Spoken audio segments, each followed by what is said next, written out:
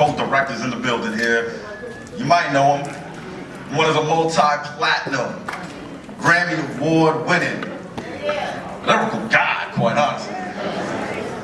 And the other man has done some very poignant documentaries. I'm talking about Wu-Tang Claims of Mics and Men, DMX, that don't try to understand. Ladies and gentlemen, I need your energy up for Mr. Nasir Jones, better known as Nas.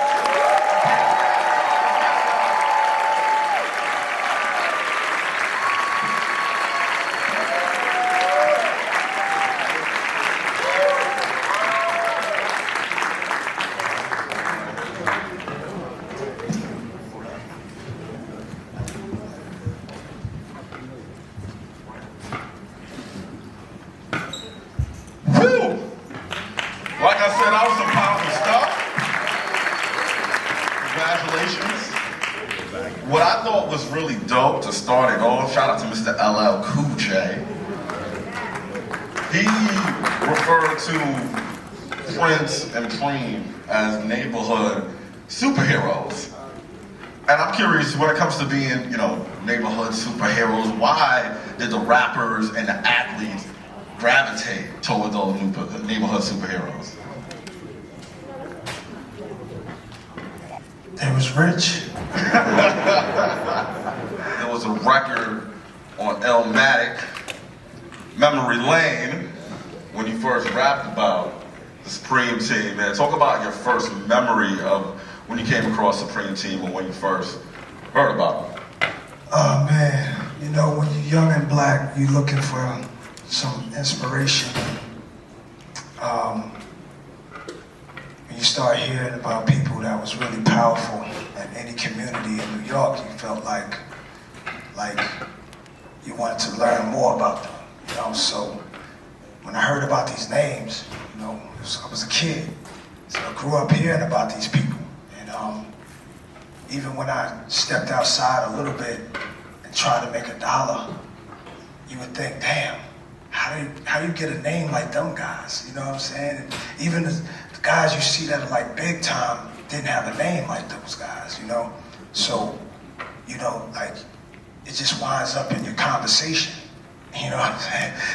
Dudes start getting a little bit of money, they be like, we like the Supreme Team. Yeah. It's just because they're getting a little bit of money. You know what I'm saying? So, it just winds up in a conversation. So naturally, winded up in my records because I ain't never heard nobody talk about it really on record like that. So that's how I did it. Yeah. I love that. I mean, Pete, I know you were a tourist, but despite being a tourist, obviously you have some knowledge, man. Show multiple dimensions and humanize and bring a different context to the story. You know what I thought was interesting? They said that they had their own version of the American dream. And I'm curious, how compelling was their vision for kids looking for that financial freedom growing up? I mean, once you saw somebody with a little bit of something, you wanted a piece of that too. What you got? He's calling now. So that's how I got involved with this. Because Prince reached out. And I knew nobody told his story. You can put a mic on that? We have Prince actually here.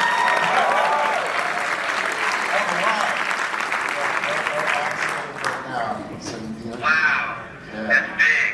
That's big, man. I hope everybody, had a good time.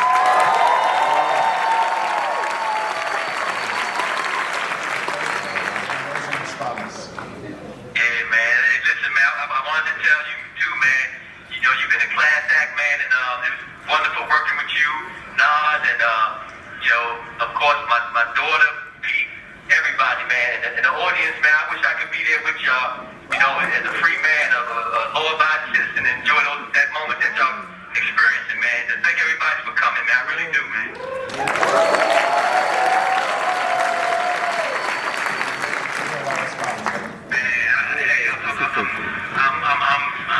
I'm without words, man. That's all I can say, man. I'm just smiling, thinking, and just wishing I was free, man. And hey, listen, man. My whole thing is, for real. Man. My job, for me, as far as I'm concerned, I don't want to see no children.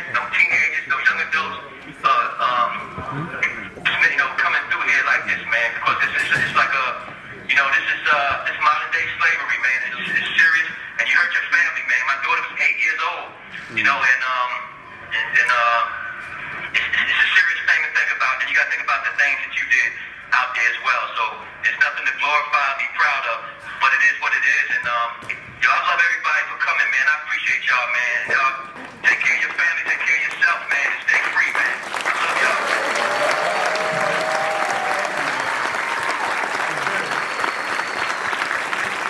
My young brother Nas, man, it's my man, man. I love him, man. You know, and Love you too, bro. yeah, one day we're gonna see each other, man, and shout out to everybody, man, and and to tell Pete I'm gonna call him in a half hour. All right, I'm gonna let y'all go, man. All right. Tell my son-in-law I said, man, get his wife home safe, man. All right, man. One more time for Prince, y'all.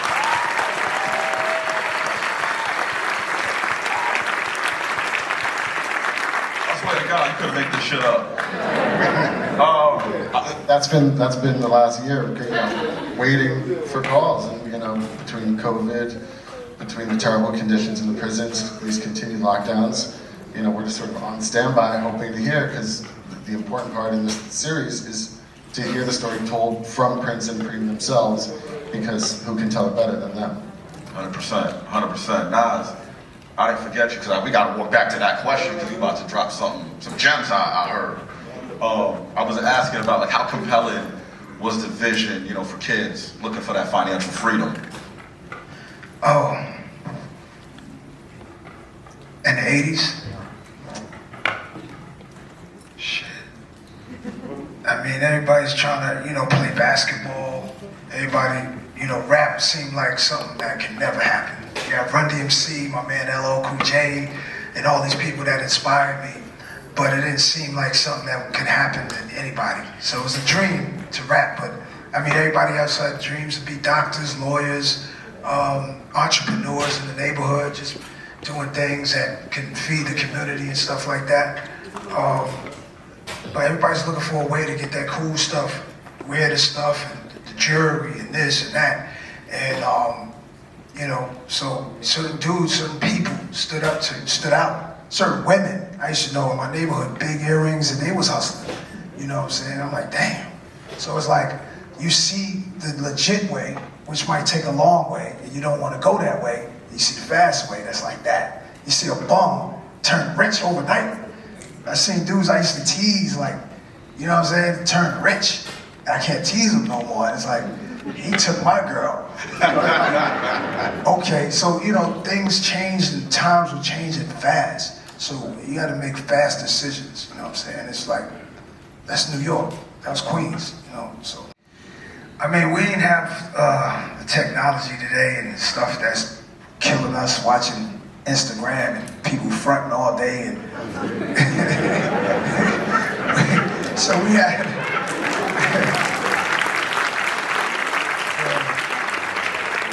had time to be kids back then. We had time, so it was like, all right, I don't have to race that much, you know what I'm saying? So, you had more,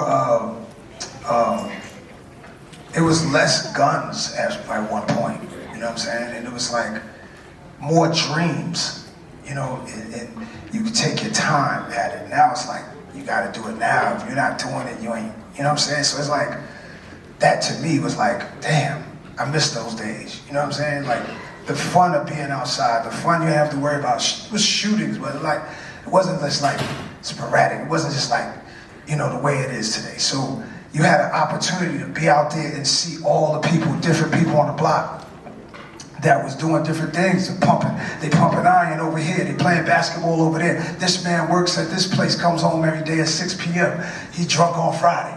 But you're just happy enjoying the community and the people. It was just it was fair. It's more fair, equal playing ground for all of us. So your self-esteem was alright. To me, it was alright, it was cool.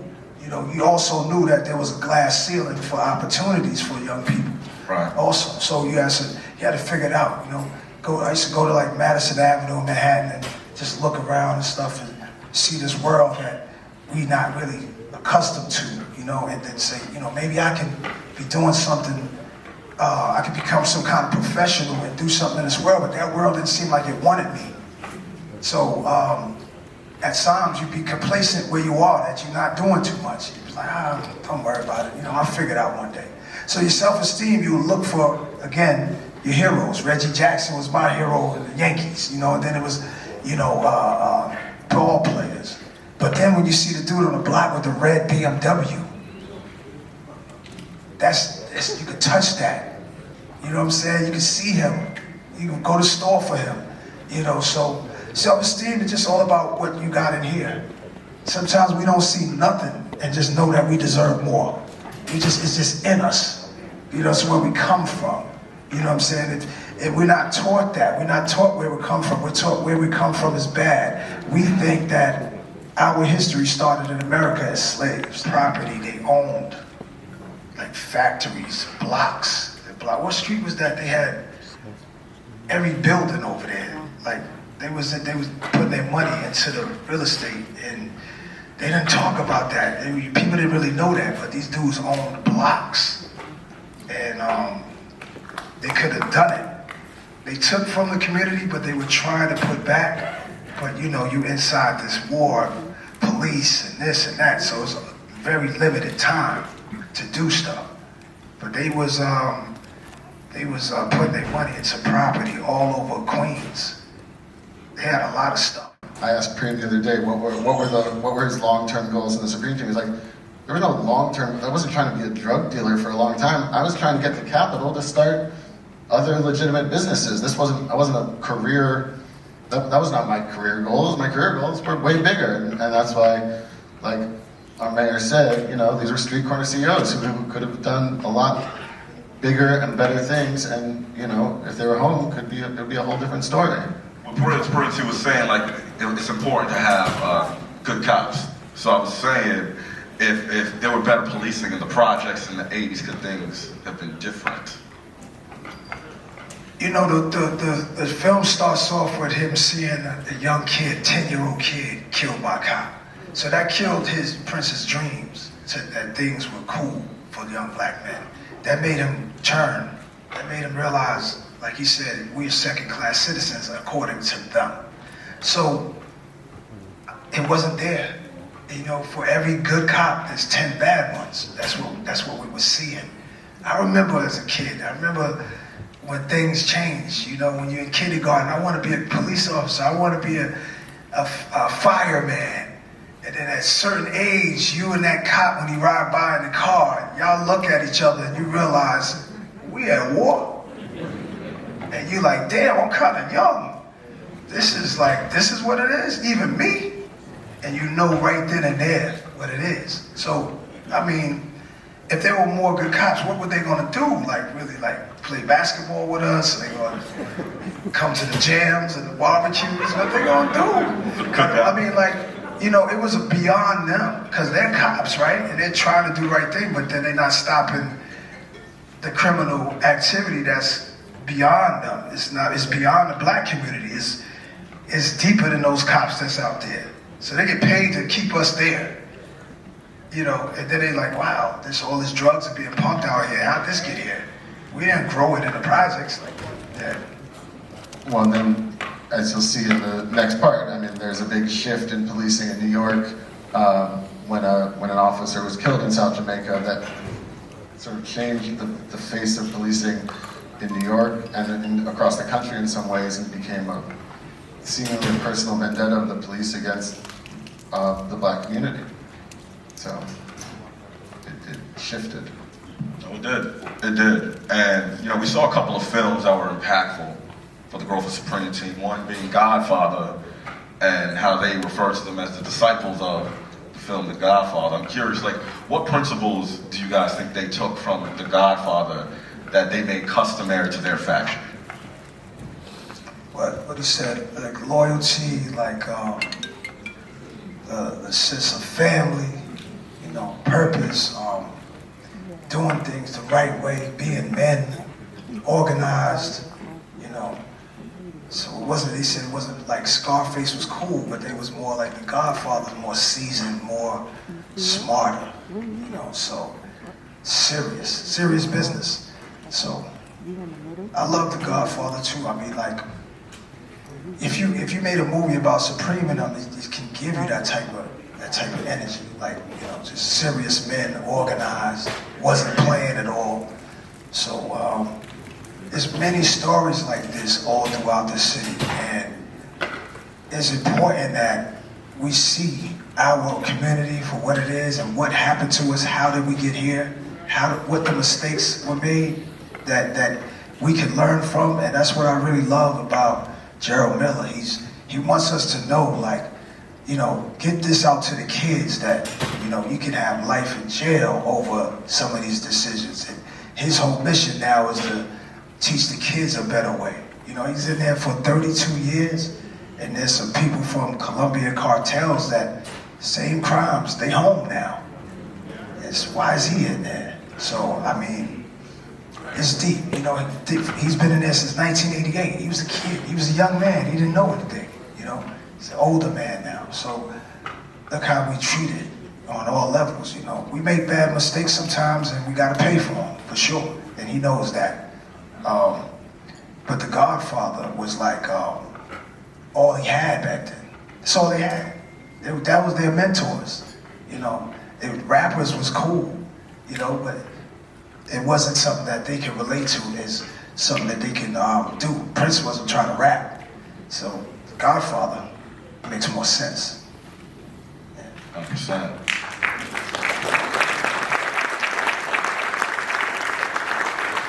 Y'all cool as hell, man. It's like, it was open for many people to try to walk in the shoes. Nobody was walking in their shoes. Let's just be clear. I could not have walked in their shoes. I would have gave up. You know what I'm saying? Early.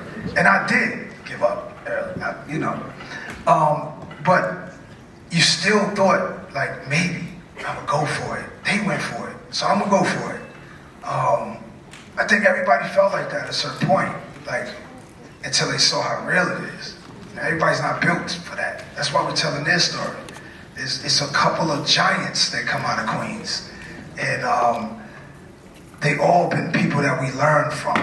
It's a couple of giants that a lot of people hear about a lot of other boroughs. And New York got all the boroughs and all the stories. And it's so cool because you don't really hear about the giants of Queens. You hear about the Supreme team, but there were so many others, but then there's very few. And where am I going with this? The shoes. The shoes? Nah, why you chose not to wear the shoes? Follow in their shoes? Exactly. Man, you hear about Tommy Montana with the Ronnie Bumps. You hear about the G's for real, you know, who was really getting it. And that's not easy. At 20 years old, 21 years old, a yacht in the 80s, house with an elevator, Rolls Royce, a helicopter. That's not easy. These dudes were smart. There was just no opportunities to go legit at that time. So, you know, those shoes are super hard to fill. Stand clear of the closing doors, please.